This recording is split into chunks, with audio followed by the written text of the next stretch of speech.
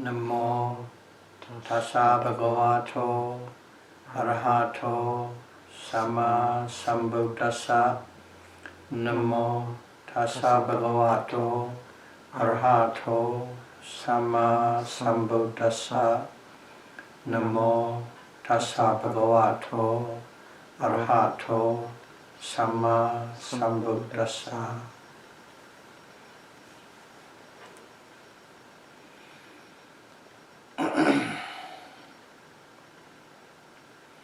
Theravada Buddhism series, Dhamma talk number 32.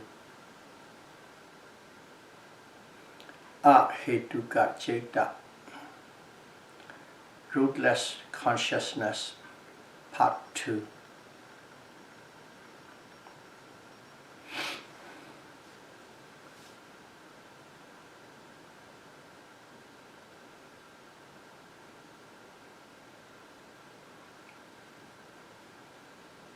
In part 1 of Rootless Consciousness, we discussed or described in general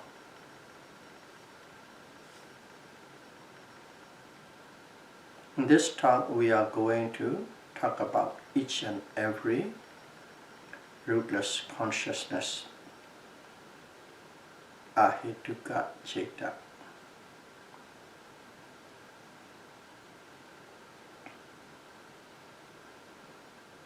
Each of the 18 rootless consciousness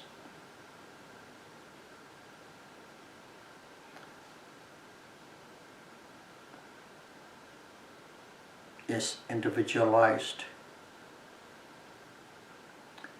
based on nature, such as wholesome, unwholesome, functional, feeling, pleasant, unpleasant, and neutral, and kinds of consciousness. There are 3 factors involved in this classification of rootless consciousness: nature, feeling, and kinds of consciousness.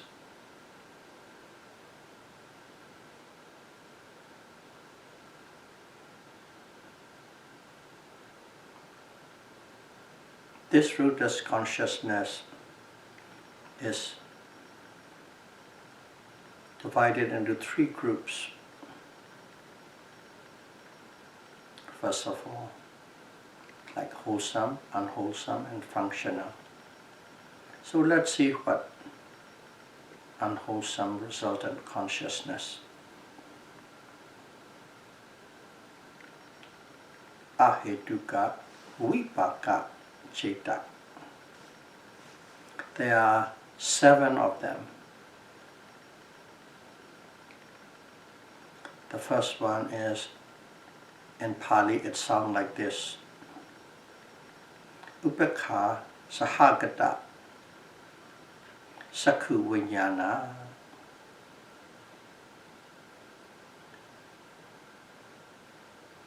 In this Pali phrase, Sakhu is I, Vijnana is awareness. So it means I consciousness, or you can call it seeing consciousness.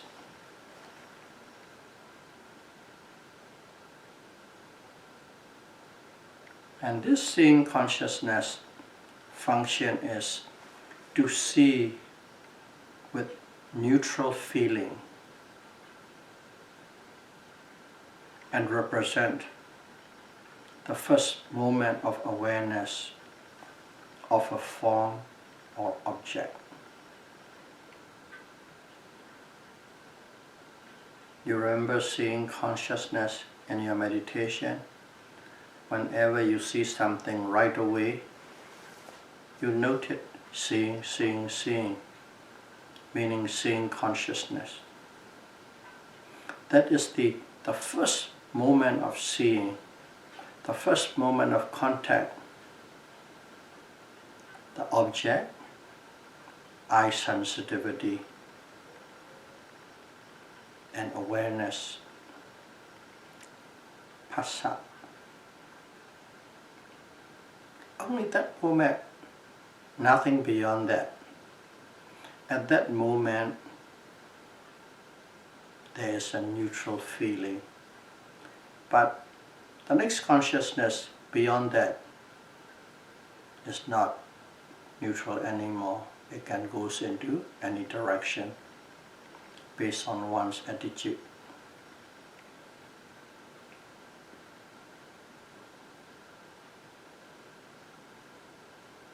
That's why seeing consciousness function is to see with neutral feeling, and it is precisely at the moment of first contact with the object.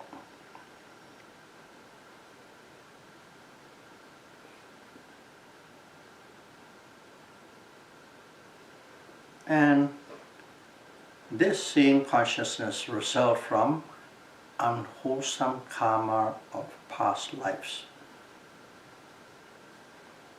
Therefore, all the forms you encounter,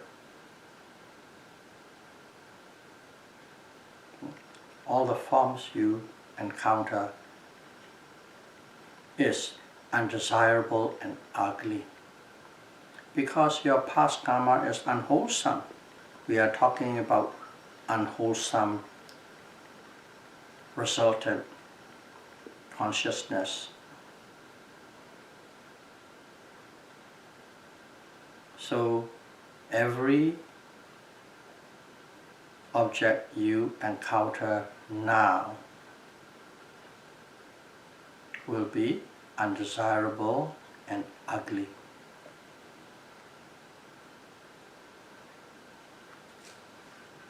So, as it is undesirable and ugly, automatically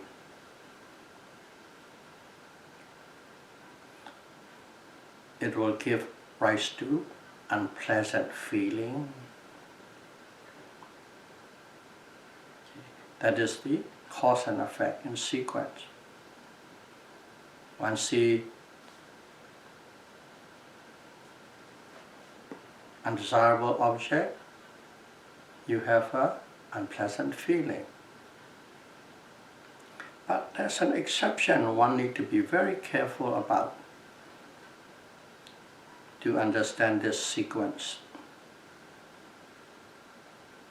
Because one person undesirable object can be the desirable object for another person. As an example, blue cheese is an undesirable object for most people. But there are some people who like blue cheese very much. For that group, blue cheese is a desirable object.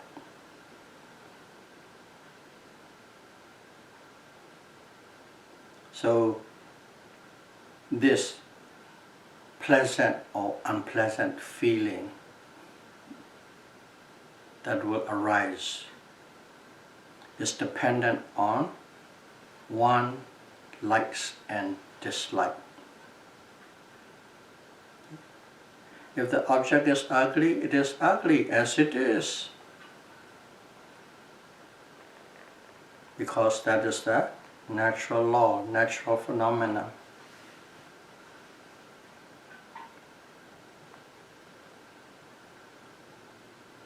But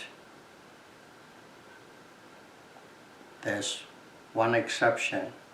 Individual likes and dislikes will decide what is and what is not.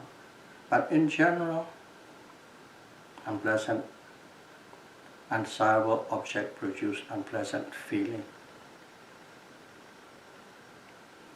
Unwholesome actions of the past life produce unwanted objects at present. General principle.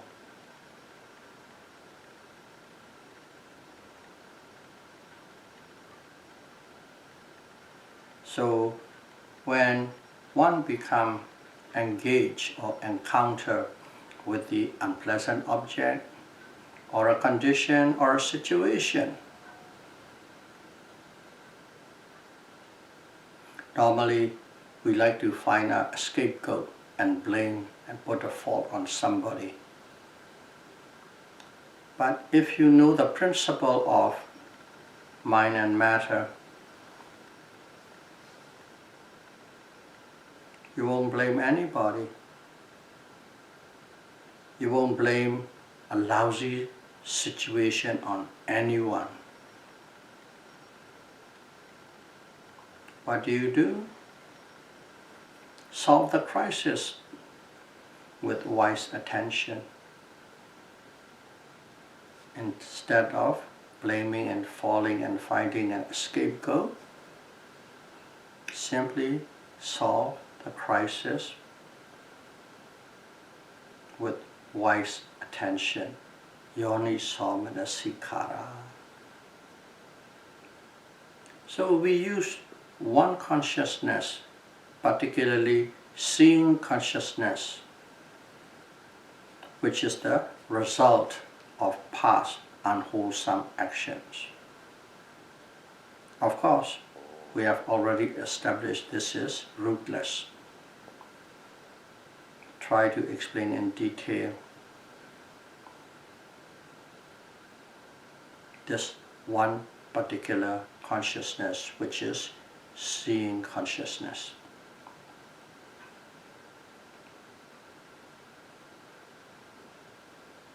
And also, seeing consciousness is associated or accompanied by neutral feeling.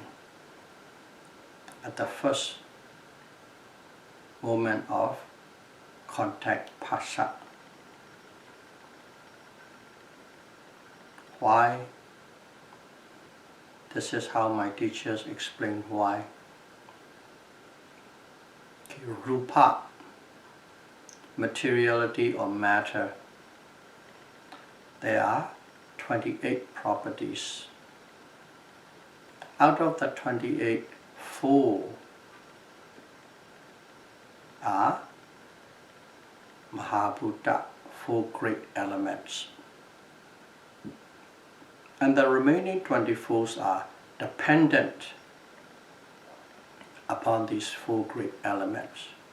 So there are 2 groups, 4 great elements and the remaining 24 dependent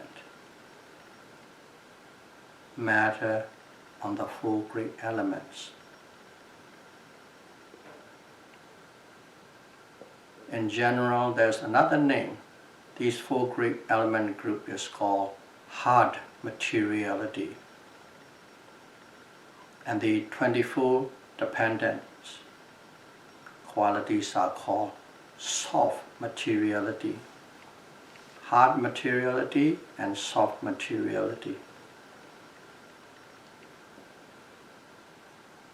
Hard materiality is earth, wind, fire and water, in short. But water is something you cannot really detect or touch. Cohesion, the power of cohesion or dispersion. But earth, hardness, you can feel it. Heat, hot or cold, you can feel it. Wind, the movement, vibration, you can feel it. So those 3 elements, earth, wind and fire, together produce touch sensation. It can be touch and feel. those three elements, earth, wind, and fire, is or produced touch, sensation, or in Pali, puttapa. Those are the objects of touch. So that is called hard element. And the other 24 is soft element. So we understand what hard element and soft element, or hard materiality or soft materiality, under rupa, matter. Now next step. Let's see seeing consciousness. To have a seeing consciousness, we need three factors. One is the eye sensitivity. That is a soft materiality. And the form outside. But the form outside is, you don't go and touch the form with your eye. It's simply the reflection of it. So it is also called soft materiality. So external soft materiality come in touch with the internal soft materiality.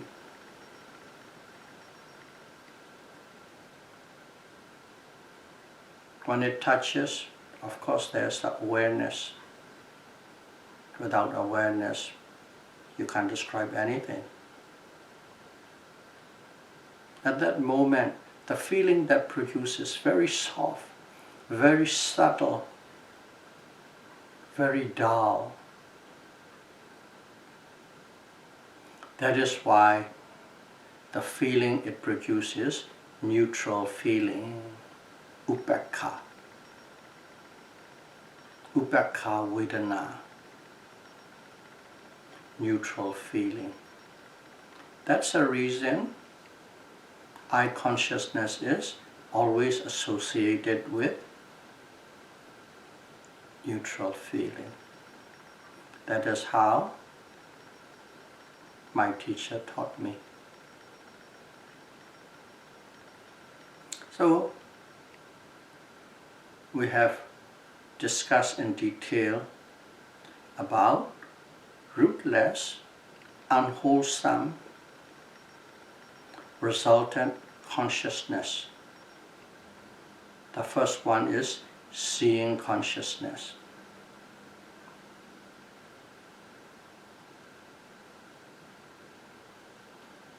And the second consciousness is hearing consciousness. The third one is smelling consciousness. The fourth one is tasting consciousness. The flavor. So those four, seeing, external object, internal object, are soft. And hearing, smelling and tasting are exactly the same as the first one. They are similar to the seeing consciousness. So you can apply the same principle I have discussed to the other three more consciousness. In other words, seeing consciousness, hearing consciousness, smell consciousness, taste consciousness. They are the same. They have no roots. They are the result, vipaka, of unwholesome karma, and they are associated with neutral feeling. So in this first group, we finished 4 now. based on seeing, hearing, smelling, tasting. The fifth one is body consciousness.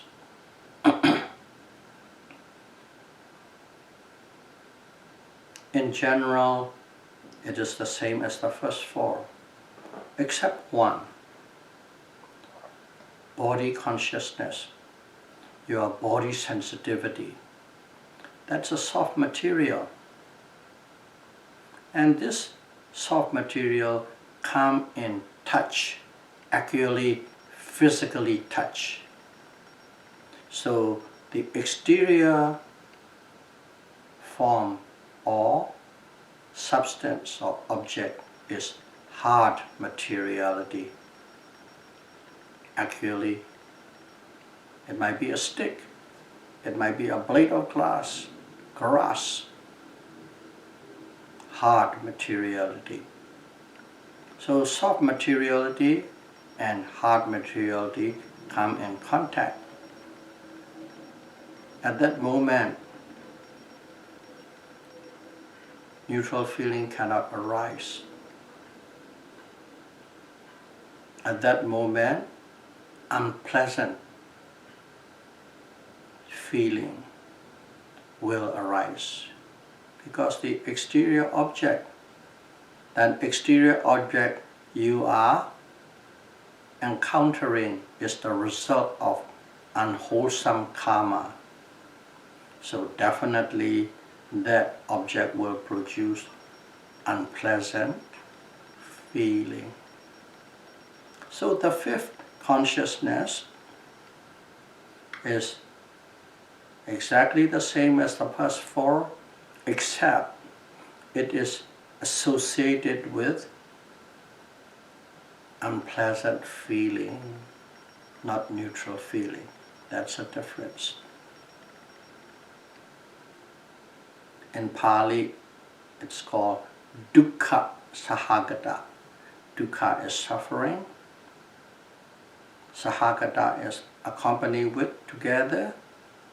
Kaya viññāna, body consciousness. Number 5.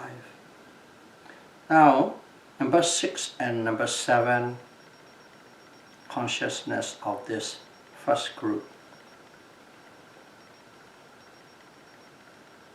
That one, we have discussed about it in fair detail in the last Dharma talks.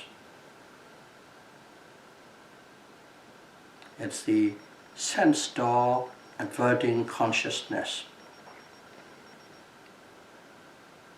If you listen carefully, last lecture, you will know exactly what it is. Sense door averting consciousness. That consciousness arises right after the bhavanga consciousness, life continuum or life constituent. It arises after bhavanga and before the 5 sense consciousness.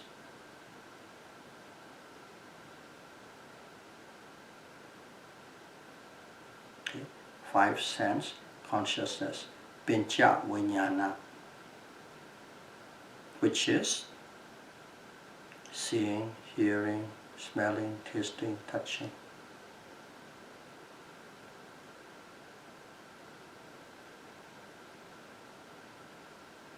That is number 6. Number 7, if you remember, is called investigating consciousness. This investigating consciousness arises right after the 5 sense consciousness, which is seeing, hearing, smelling, tasting, touching. 5 sense consciousness.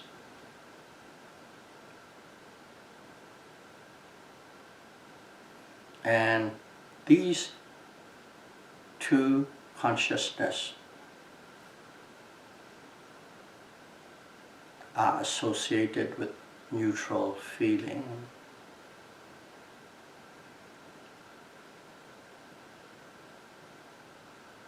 Sense door adverting consciousness and investigating consciousness.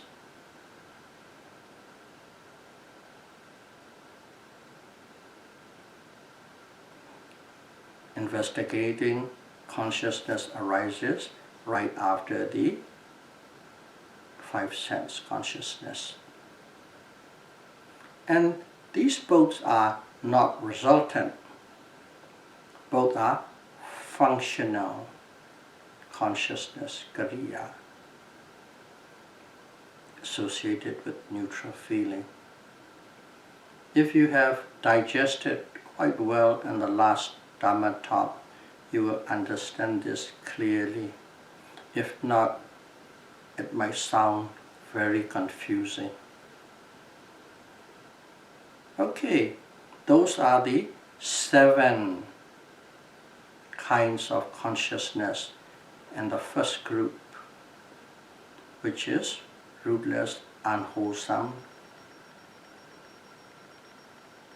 resultant, akusala, unwholesome, resultant consciousness. The second group is 8 wholesome, resultant consciousness. So the first group and second group, the difference is, the first one is unwholesome, the second one is wholesome, kusala. And in this group, the first 4, 1, 2, 3, 4, which is seeing, hearing, smelling, and tasting consciousness. Okay. They are similar to the first 4 of the first group, except the difference is wholesome and unwholesome. That's the only difference.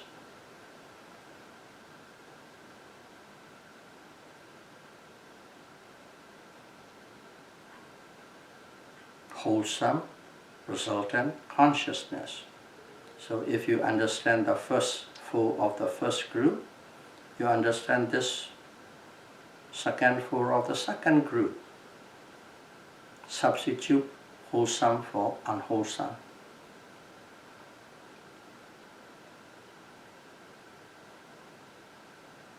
And also they are associated with neutral feeling, just like the first one. Now number 5. Number 5 is body consciousness of wholesome resultant.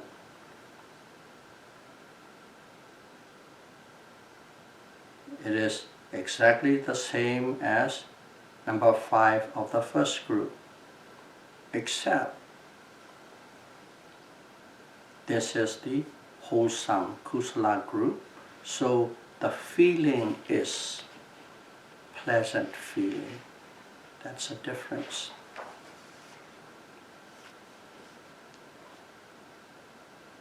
And the 6th consciousness is wholesome, functional, receiving consciousness. So receiving consciousness, but it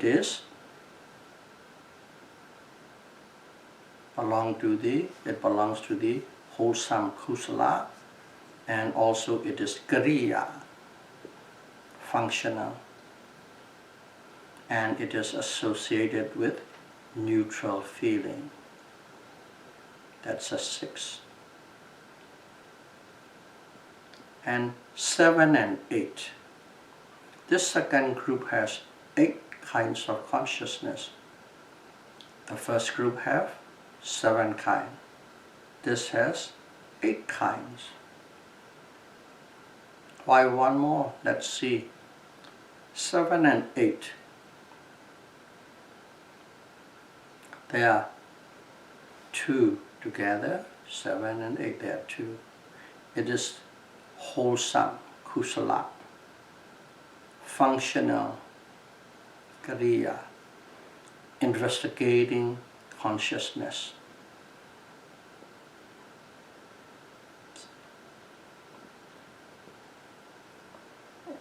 Number 7, one of the consciousnesses is associated with neutral feeling.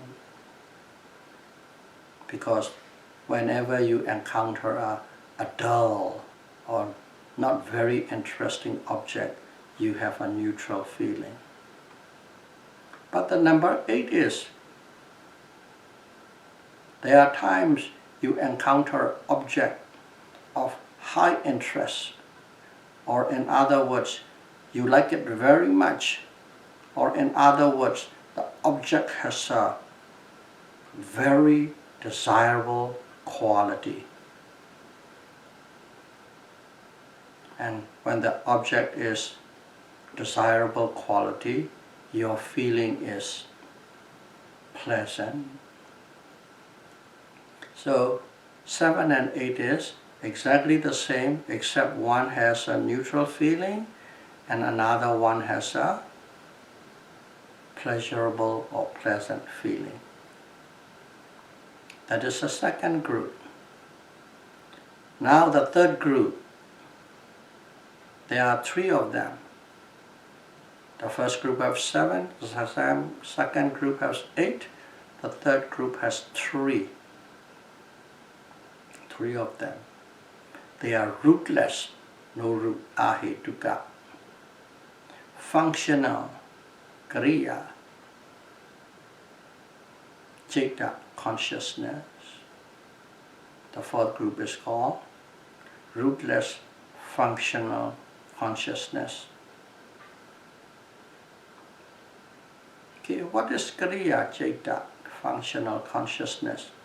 Let's go through that little definition first. Any consciousness with no roots and does not produce a wholesome or unwholesome result. It does not produce wholesome or unwholesome result. It has no roots. That kind of consciousness is called functional consciousness, kriya.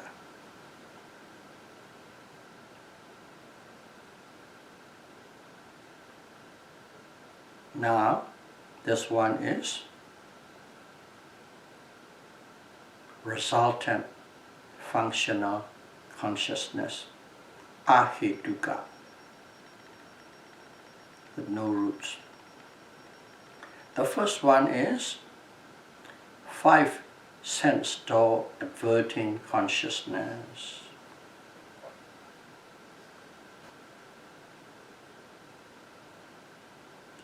Five sense door adverting consciousness.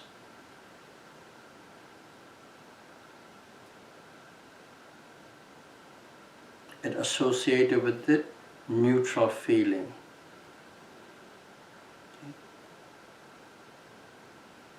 It associated with neutral feeling.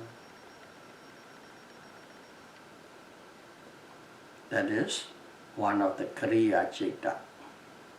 Second one is determining or mind door adverting consciousness, and it associated with neutral feeling. So this one has 2 names, if you remember.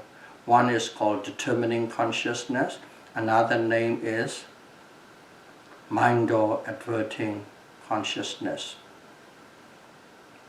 Why 2? Let's call it determining consciousness. One is called determining consciousness. How it operates is, first of all, you have a sense object. You have to turn towards it. You have to see or hear it. And then you received it. And then you investigate it. And after investigation, you make a decision.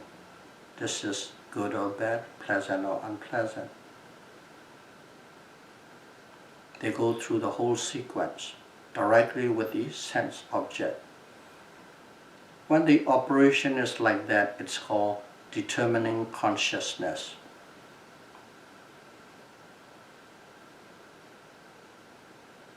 Uttappanna in Pali. But let's say the same object you are talking about, a rose that you have saw or seen, and the next day you think about it. You think about the same rose, basically recall. At that time, you are not actually touching. It is directly, it is happening at the mind door. Thoughts, recall thoughts of planning, thoughts of scheming, thoughts of imagination. They don't have the actual physical object to start with. It is the mental image, mental recall, mental creation. So it happened right at the mind door.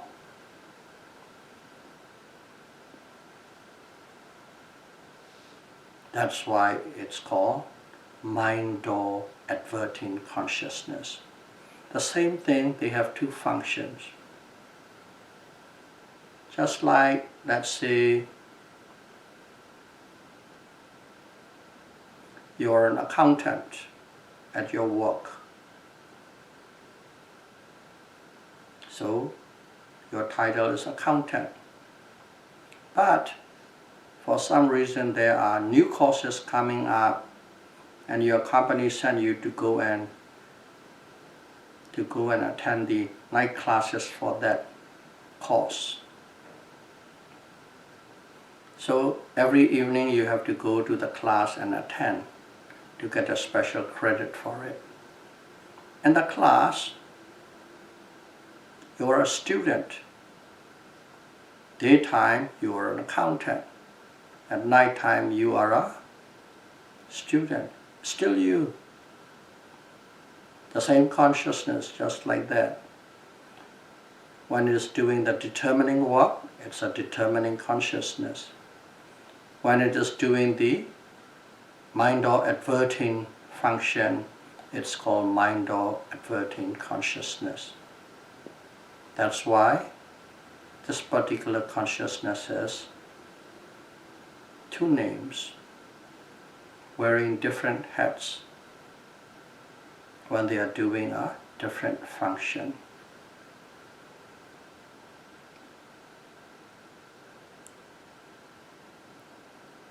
That is number 2 of the group 3. The last one is called smile producing consciousness, and it is associated with pleasant feeling. When you smile, that is when you're happy, when it is pleasant. Smile producing consciousness. In Pali, it's called Somanasa Sahakata Hasitupa Jeta. Somanasa is like pleasant. Sahasrata is accompanied with a pleasant feeling. Hasitupa is smile producing. Jeta, consciousness. Smile producing consciousness associated with pleasant feeling.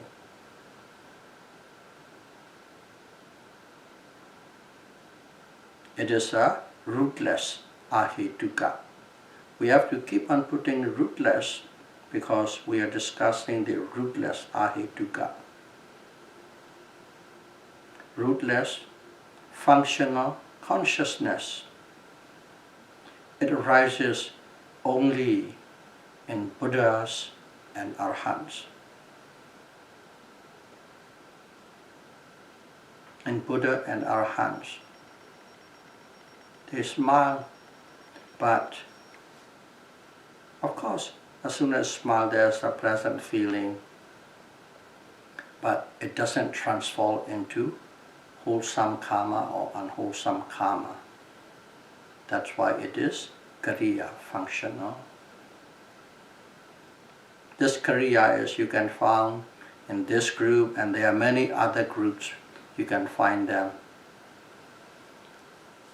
That's why we need to specify which group it belongs to. This group is Ahetuka, rootless, functional consciousness. 3. So 7 plus 8 plus 3, 18. And out of this 18 rootless consciousness, if you split them one by one and add it up, 14 are associated with neutral feeling, 2 associated with pleasant feeling from mental source, somanasa, pleasant feeling arising from mental source, and 1 is associated with pleasant feeling from the physical source.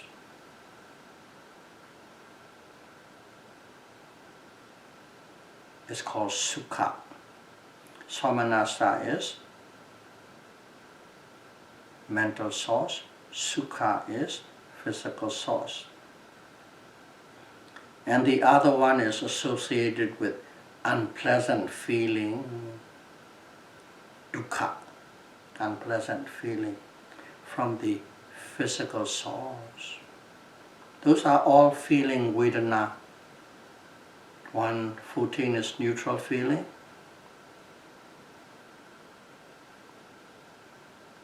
2 is somanasa, pleasant feeling from mental source. 1 is unpleasant feeling from physical source, and 1 is pleasant feeling from physical source. These are the factors that are used to differentiate one consciousness to the other. So this concludes the 18 rootless consciousness. So far we have discussed 12 akusala, unwholesome consciousness, and 18 ahetuka, rootless consciousness. We have covered 30 of them. So may all of you be able to understand theoretically how each consciousness is classified and defined. Understand intellectually, and in some cases apply to the practice or the experience of your meditation. And that way you have an all-rounded understanding, both practical and theory. For those who want to pursue wisdom in a deeper way, this is the way. But for enlightenment, to be free from suffering, you don't need these details, but direct experience and the general understanding. Depending on your pursuit, follow your own path. May all of you be able to pursue the path of freedom in your own way and attain liberation as soon as possible.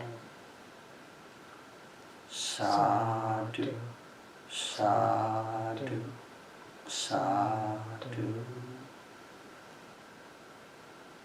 Thank you very much.